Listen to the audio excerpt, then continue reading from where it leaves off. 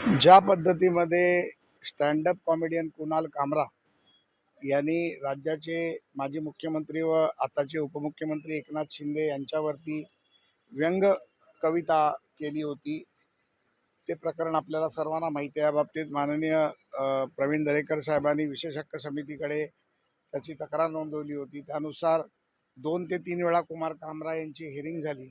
आज दरेकरांची आणि कामरांची समोरासमोर साक्ष नोंदवली गेली. त्या साक्षीमध्ये दरेकरांनी केलेले आरोप हे त्यांच्यासमोर वाचले गेले आणि दरेकरांनी देखील ते वाचून दाखवले. तसेच काही प्रश्न समिती अध्यक्ष म्हणून मी कुणाल कामरांना विचारले, पण त्यावरती त्यांचं म्हणणं असं होतं की मी चूक केलेलीच नाही. त्यामुळे आजची त्यांची साक्ष नोंदणी पूर्ण झालेली आहे.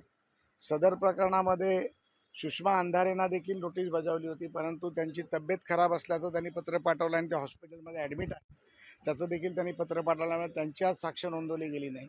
येणाऱ्या 10 ते 12 दिवसात सुषमा अंधारेजींची पण साक्ष नोंदवली जाईल प्रवीण दरेकरांच्या समोर आणि त्यानंतर लवकरात लवकर या बाबतीतला निर्णय समिती घेईल. नाही, अशी शिक्षा सांगता येत नाही ना. पुढील कारवाई काय असणार आहे? कधी आम्ही त्यांना शिक्षेच्या बाबतीत देखील शेवटच्या कॉलममध्ये त्यांचा गुन्हा मान्य असेल तर ते दिलगिरी व्यक्त करणार का, अशा प्रकारचं देखील आम्ही त्यांना एक प्रश्न होता तो देखील मी त्यांना विचारला. त्यावरती त्यांच्या वकिलांनी काही पेपर आम्हाला सबमिट करतो म्हणून सांगितले.